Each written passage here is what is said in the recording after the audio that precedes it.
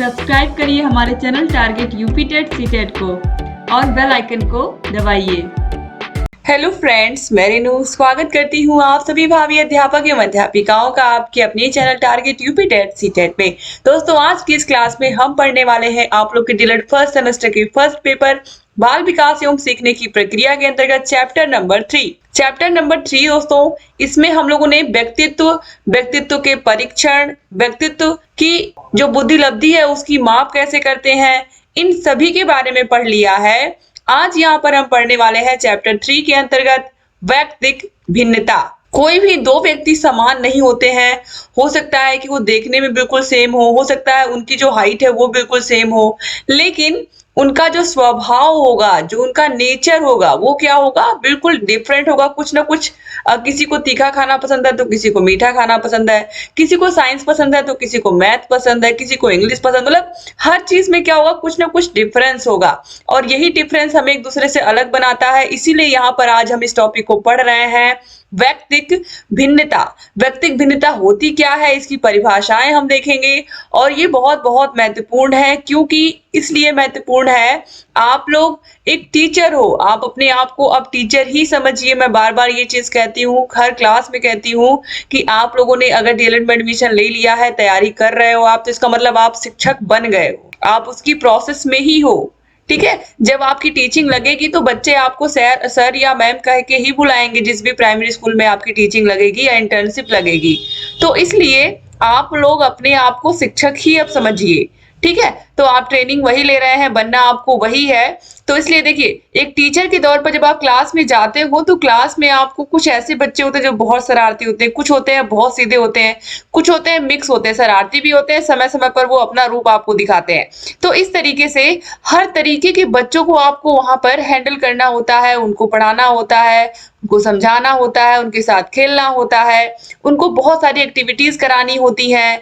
तो इस तरीके से हर बच्चे की उत्सुकता को आपको शांत करना है, हर बच्चे के अनुसार आपको उसको पढ़ाना है, हर बच्चे का ख्याल रखते हुए क्लास में आपको कोई भी चीज पढ़ानी है। तो इसी वजह से जब आप व्यक्तिगत भिन्नता के बारे में जाने रहेंगे तभी आप बच्चों को अच्छे से पढ़ा पाएंगे। इसीलिए बहुत जरूरी है कि क्लास में किस तरीके के बच्चों को किस तरीके से आपको डील करना है, कैसे उनको पढ़ाना है, इन्हीं सब के बारे में ये पूरा का पूरा टॉपिक है। तो व्यक्तिक भिन्नता होती क्या है, कैसे आप पहचान पाते हो कौन सा बच्चा किससे भिन्न, आखिर में क्या क्या रीजन है, तो इसको अच्छे से हमें पढ़ना होगा तभी हम समझ पाएंगे। तो व्यक्तिक भिन्नता का अर्थ और परिभाषाएं। तो व्यक्तिक भिन्नता एक स्वाभाविक गुण है। मनोवैज्ञानिकों के अनुसार कोई भी दो बालक एक समान नहीं होते, उनमें विकास का क्रम एक सा हो सकता है, लेकिन विकास की गति भिन्न होती है। इसी कारण व्यक्तियों में अनेक समानताएं होने के बावजूद भी कुछ असमानताएं पाई जाती हैं। इन्हीं असमानताओं को व्यक्तिक भिन्नता कहा जाता है। टायलर ने व्यक्तिक भिन्नता को सार्वभौमिक घटक माना है। व्यक्ति की शारीरिक संरचना के अलावा रंग, रूप, आकार, बनावट, यौन भेद, सीखने की गति, संवेग, बुद्धि, रुचि आदि पक्षों में पाई जाने वाली भिन्नता व्यक्तिक भिन्नता कहलाती है। व्यक्तिक भिन्नता के कारण व्यक्ति में शारीरिक एवं मानसिक विकास तथा व्यवहार में अंतर पाया जाता है। 19वीं शताब्दी में गाल्टन ने सर्वप्रथम व्यक्तिक भिन्नता का अध्ययन प्रारंभ किया था। उसके पश्चात 20वीं शताब्दी में कैटल ने उनके अध्ययन को आगे बढ़ाया। उन्होंने व्यक्तिक भिन्नताओं के अध्ययन में अनेक सांख्यिकी तकनीकों का भी विकास किया।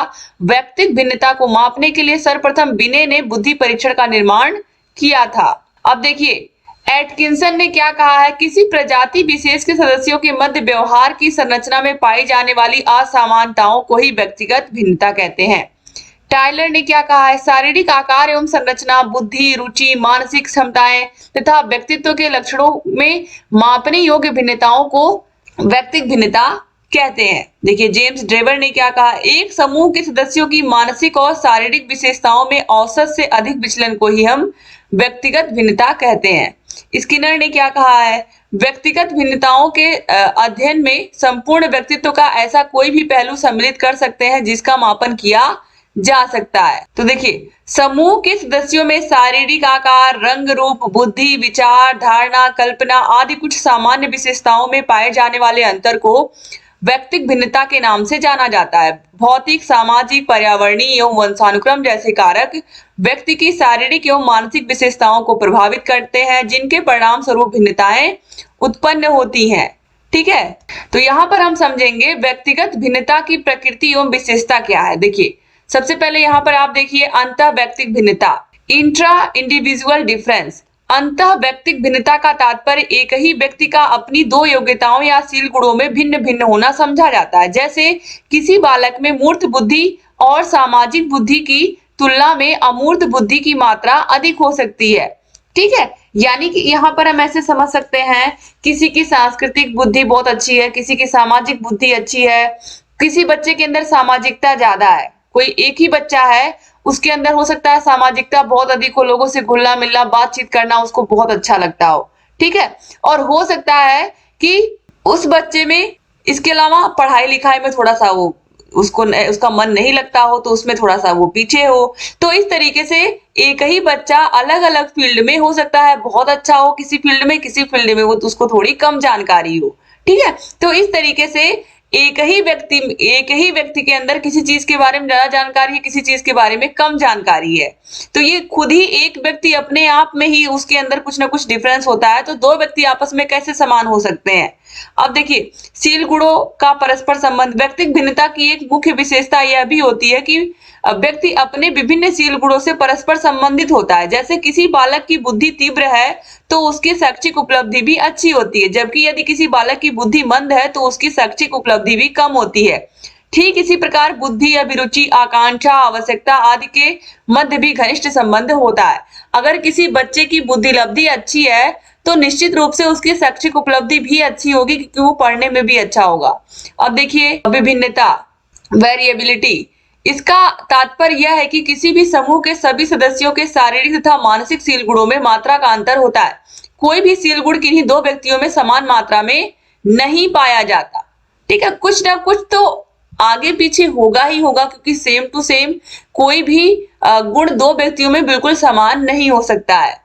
सीखने की भेदीय स्तर, देखिए शारीरिक विकास की भेदीय मात्रा तथा भिन्न भिन्न सामाजिक परिस्थितियों के कारण बालकों के अधिगम की मात्रा में भी भिन्नताएं उत्पन्न हो जाती हैं। अतः समान आयु के बालकों में भी सीखने की योग्यता, लर्निंग एबिलिटी एक दूसरे से भिन्न होती है।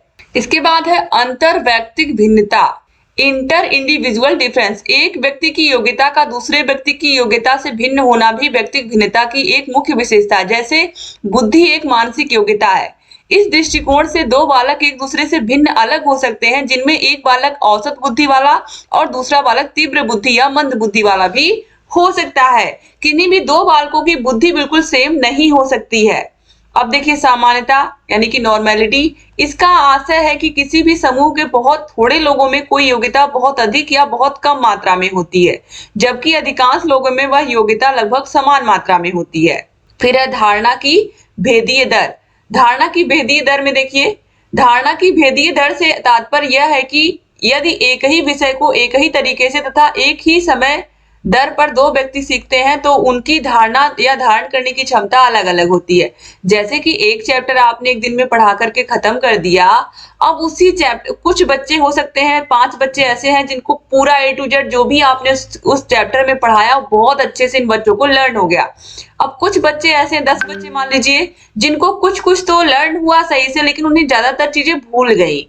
ठीक है, तो धारण करने की क्षमता भी क्या होती है, अलग अलग बच्चों में अलग अलग होती है। सारे बच्चे इक्वल होते ही नहीं है, ये तो आपने देख ही लिया।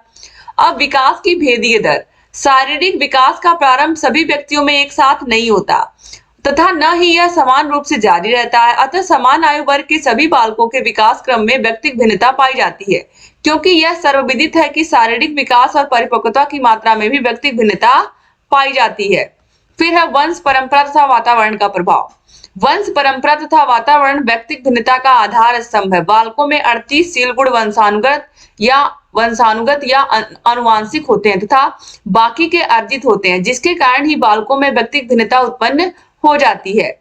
इस प्रकार उपयुक्त अनेक विशेषताओं को देखते हुए स्किनर ने कहा है, व्यक्तिक भिन्नता का स्वरूप प्रकृति बहुत जटिल और बहुआयामी है।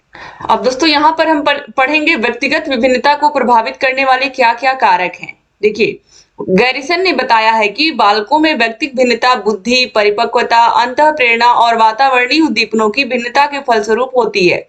इसके अतिरिक्त भी व्यक्तिक भिन्नता को प्रभावित करने वाले कारक अनेक हैं, जिनमें से कुछ निम्नलिखित है। सबसे पहला है वंशानुक्रम, यानी कि हेरिडिटी, यह व्यक्तिगत भिन्नता का आधारभूत कारण है। गाल्टन, रूसो एवं पियर्सन इस मत के समर्थक हैं। व्यक्ति की शारीरिक एवं मानसिक विशेषताओं का हस्तांतरण एक पीढ़ी से दूसरी पीढ़ी में होता रहता है। बालक में गुणों का हस्तांतरण केवल माता पिता से ही न होकर उनके पूर्वजों से भी होता है।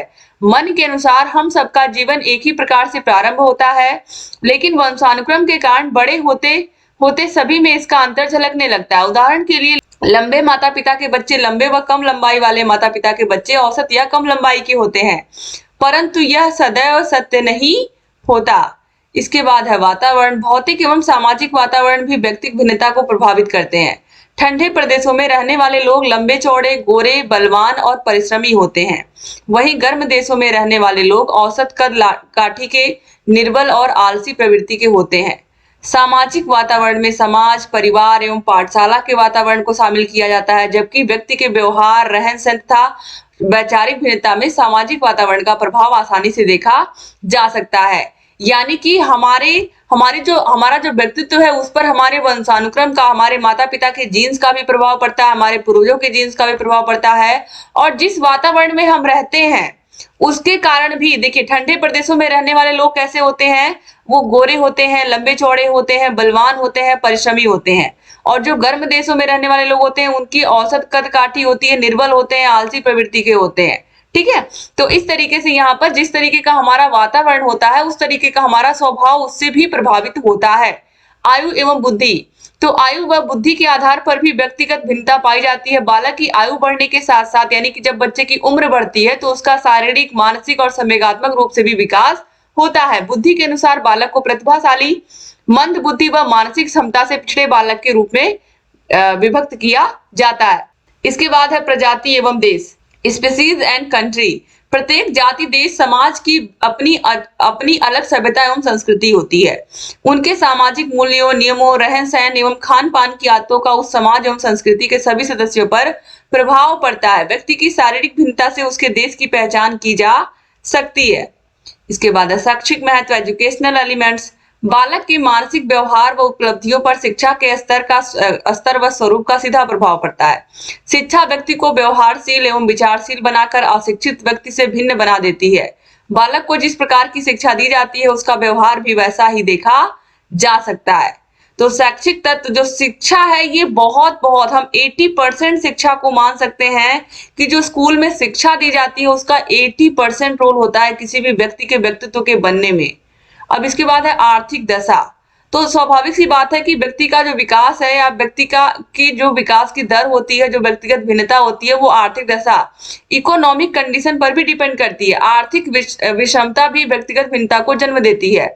गरीबी के कारण व्यक्ति अनुचित में भेद नहीं कर पाता और भूख है उसे अनैतिक कार्यों की ओर प्रेरित करती है। अध्ययनों के अनुसार अमीरों की अपेक्षा गरीब व बेरोजगार व्यक्ति अपराध अधिक करते हैं। एक ओर जहां किसान वर्ग का जीवन सीधा साधा, सरल एवं सादगीपूर्ण होता है, वहीं दूसरी ओर पूंजीपति वर्ग का जीवन संघर्षमय तथा आडंबर युक्त होता है। इसके बाद है लिंग भेद। लिंग भेद के कारण बालक एवं बालिकाओं की शारीरिक बनावट, संवेगात्मक विकास व कार्यक्षमता में व्यक्तिगत भिन्नता देखी जा सकती है। स्त्रियों पुरुषों की अपेक्षा अधिक सुंदर, गुणवान और स्मरण शक्ति से परिपूर्ण होती है, जबकि पुरुष स्त्रियों की अपेक्षा अधिक बलवान, साहसी एवं परिश्रमी होते हैं। तो इसके बाद हम देखेंगे जो व्यक्तिगत विभिन्नता होती है इसका हमारी शिक्षा में क्या महत्व है, हमारी एजुकेशन में क्या महत्व है। तो देखिए, व्यक्तिगत भिन्नता का शिक्षा में क्या महत्व है। वर्तमान समय में शिक्षा के क्षेत्र में व्यक्तिगत भिन्नता का बहुत ही महत्व बढ़ गया है। कैसे बढ़ गया है, उसकी उपयोगिता भी बढ़ गई है और शिक्षा के प्रत्येक क्षेत्र में इसका उपयोग किया जा रहा है। सबसे पहले देखिए, पाठचर्या के निर्माण में, बच्चों का जो करिकुलम है उसके निर्माण में व्यक्तिगत भिन्नता के दृष्टिकोण को ध्यान में रखते हुए ही आज विभिन्न समूहों के बालकों के लिए अलग अलग पाठचर्या का निर्माण किया जाने लगा है, क्योंकि हम यह जान चुके हैं कि भिन्न भिन्न प्रकार के बालकों हेतु एक प्रकार का पाठचर्या उपयुक्त नहीं होगा। साथ ही हमें यह भी ज्ञात हो गया है कि पाठ्यक्रम इतना व्यापक होना चाहिए कि जिससे बालक को उसकी योग्यता, उसकी अभिरुचि, उसकी आकांक्षा, उसके स्वास्थ्य तथा आवश्यकता के अनुसार शिक्षा प्राप्त हो सके। दूसरी ध्यान देने वाली बात यह है कि पाठ्यक्रम लचीला हो ना कि कठोर हो। ताकि आवश्यकता महसूस होने पर उसमें परिवर्तन या परिमार्जन किया जा सके। ये बहुत महत्वपूर्ण लाइन लिखी है, क्योंकि अगर पाठ्यक्रम कठोर होगा या जो चीज लिख दी गई है उसी के अनुसार बच्चों को पढ़ाना है तो ये गलत है।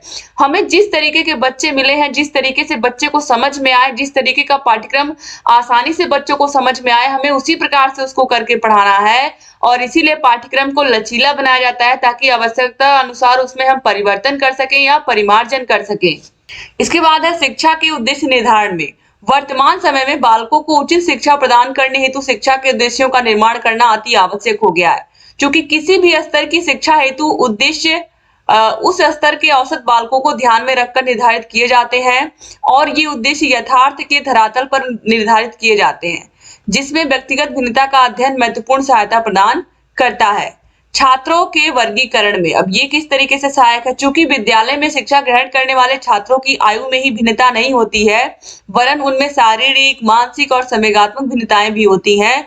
वर्तमान युग में इसी बात पर बल देते हुए कक्षा के सभी छात्रों को 3 वर्गों श्रेष्ठ, सामान्य और निम्न में विभाजित किया जाता है तथा सभी वर्गों के लिए भिन्न भिन्न शिक्षा की व्यवस्था की जाती है। लेकिन जहां पर यह संभव नहीं होता है उन पर व्यक्तिगत रूप से ध्यान दिया जाता है। इसके बाद है यहाँ पर देखिए पॉइंट नंबर 4, शिक्षण विधियों के चयन में। व्यक्तिगत भिन्नता के अनुसार शिक्षा देने के लिए शिक्षण विधियों को उपयुक्त ढंग से चुनने तथा क्रियान्वित करने की परम आवश्यकता होती है। आज के वर्तमान समय में उन शिक्षण विधियों को ही अच्छा एवं उपयुक्त माना जाता है जो कि कक्षा विशेष के छात्रों के अनुकूल हो, जिसमें ज्यादा से ज्यादा छात्रों की रुचि एवं सहभागिता हो तथा छात्र अपनी व्यक्तिगत भिन्नता के आधार पर स्वगति से अधिगम कर सके। इस दृष्टि से शिशु स्तर पर मॉन्टेसरी प्रणाली और किंडरगार्टन प्रणाली अच्छी समझी जाती है और बाल एवं किशोर स्तर पर योजना विधि और अभिक्रमिक अनुदेशन विधि अच्छी मानी जाती है। यानी कि व्यक्तिगत भिन्नता के अनुसार ही हम क्या करते हैं, बच्चों को क्लास में अलग अलग टीचिंग मेथड्स का प्रयोग करके, अलग अलग प्रकार की शिक्षण विधियों का प्रयोग करके हम उनको पढ़ाते हैं। इसीलिए यहाँ पर देखिए किंडरगार्टन विधि और यहाँ पर देखिए बाल एवं किशोर स्तर पर योजना विधि का प्रयोग करके हम बच्चों को पढ़ाते हैं। इसके बाद है शिक्षण साधनों के चयन में। तो यह बात सर्वविदित है कि सभी छात्र सभी शिक्षण साधनों में समान रूप से रुचि नहीं लेते हैं। इसीलिए यह अति आवश्यक हो गया है कि शिशु, बालक तथा किशोर स्तर पर अलग अलग शिक्षण साधनों का प्रयोग किया जाए। विभिन्न दृश्य श्रव्य साधनों, ओवरहेड प्रोजेक्टर, टेलीविजन, कंप्यूटर का प्रयोग वर्तमान में इसी कारण से बढ़ता जा रहा है, परंतु सभी समान रूप से इन सभी में रुचि नहीं लेते हैं। अतः जिसमें वे रुचि लेते हैं उसी अनुसार उनको सीखने के लिए हम अवसर प्रदान करें। इसके बाद है कक्षा का आकार, साइज ऑफ क्लास। तो बालकों की व्यक्तिगत भिन्नता को ध्यान में रखते हुए किसी भी कक्षा में विद्यार्थियों की संख्या अधिक नहीं होनी चाहिए। हम यह देखते हैं कि किसी भी कक्षा में बालकों की संख्या 40 या 50 होने पर अध्यापक व्यक्तिगत रूप से छात्रों पर ध्यान नहीं दे पाते हैं और इस कारण वह व्यक्तिगत विभिन्नताओं के आधार पर उनकी शैक्षिक आवश्यकताओं को पूरा करने में असमर्थ हो जाते हैं। अतः मनोवैज्ञानिकों का मत है कि कक्षा में छात्रों की संख्या लगभग 20 से 25 ही होनी चाहिए। लेकिन आपको पता है कि हमारे उत्तर प्रदेश में क्या है, 30 है कि 30 बच्चों पर एक शिक्षक होंगे और कक्षा में 30 बच्चे होने चाहिए। रॉस के अनुसार प्रत्येक अध्यापक की संरचना में छात्रों की संख्या इतनी कम होनी चाहिए कि वह उन्हें व्यक्तिगत रूप से भली भांति जान सके, क्योंकि इस ज्ञान के बिना वह उनसे ऐसे कार्यों को करने को कह सकता है जो उनमें बहुतों के स्वभाव के अनुसार उनके लिए असंभव हो।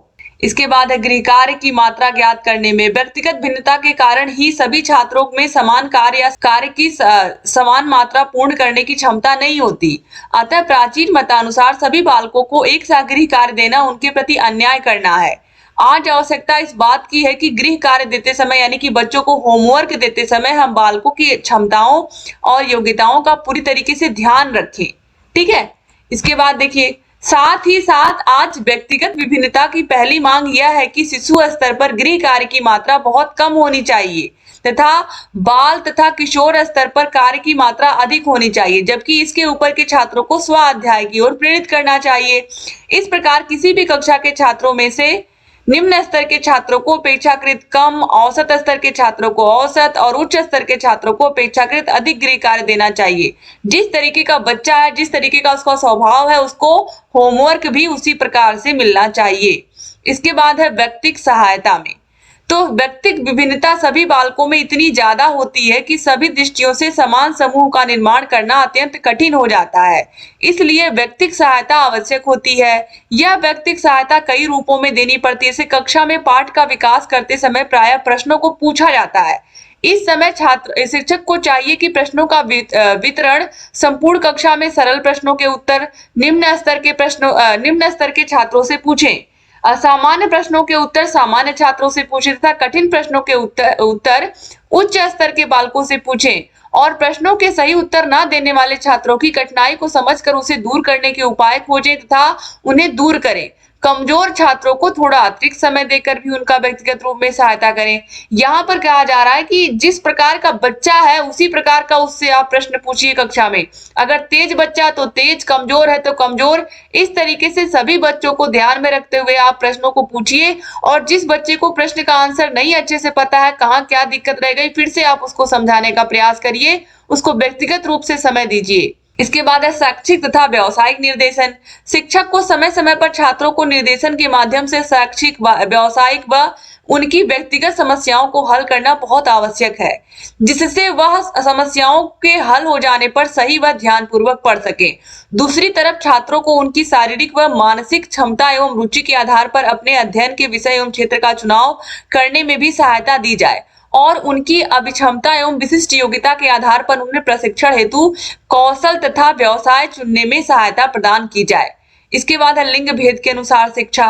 यह बात सर्वविदित है कि बालक और बालिकाओं की रुचियों, क्षमताओं, आवश्यकताओं, योग्यताओं आदि में पर्याप्त भिन्नता होती है तथा जैसे जैसे बालक तथा बालिकाओं की आयु बढ़ती जाती है उनमें ये भिन्नताएं भी बढ़ती जाती हैं और यह अंतर स्पष्ट दिखाई देने लगता है। इस दृष्टि से प्राथमिक कक्षाओं में तो उनके लिए समान पाठ्यक्रम तथा पाठ्य विषय होने चाहिए, जबकि माध्यमिक स्तर तक आते आते इन विद्यार्थियों के विषयों में अंतर की स्पष्ट रेखा खींच देनी चाहिए। इसी दृष्टिकोण पर ध्यान केंद्रित करते हुए माध्यमिक स्तर पर बालकों को गणित तथा विज्ञान से संबंधित विषय तथा बालिकाओं को गृह विज्ञान, कढ़ाई बुनाई आदि विषयों की शिक्षा दी जाती है। तो इस तरीके से यहाँ पर दोस्तों आप देखिए सारे के सारे जो यहाँ पर व्यक्तिगत भिन्नता की चीजें जितनी भी यहाँ पर बताई गई थी सबको हमने पढ़ लिया। उम्मीद करती हूँ क्लास आपको पसंद आई होगी। क्लास अच्छी लगी तो शेयर करना मत भूलिएगा और अगर अभी तक आपने हमारे चैनल को सब्सक्राइब नहीं किया तो प्लीज सब्सक्राइब कर दीजिए। बगल में घंटी का निशान होगा उसको भी प्रेस करना मत भूलिएगा। एक बार फिर से आप सभी भाई बहनों का बहुत बहुत शुक्रिया क्लास को पूरा देखने के लिए। चैनल से बने रहिए और सारे के सारे क्लासेस को ऐसे ही देखते रहिए। थैंक यू सो मच पूरा का पूरा क्लास देखने के लिए और रेगुलर क्लासेस लेकर के आती रहूंगी मैं और आपकी तैयारी को बेहतर बनाने की मैं पूरी कोशिश करूंगी दोस्तों। जय हिंद दोस्तों।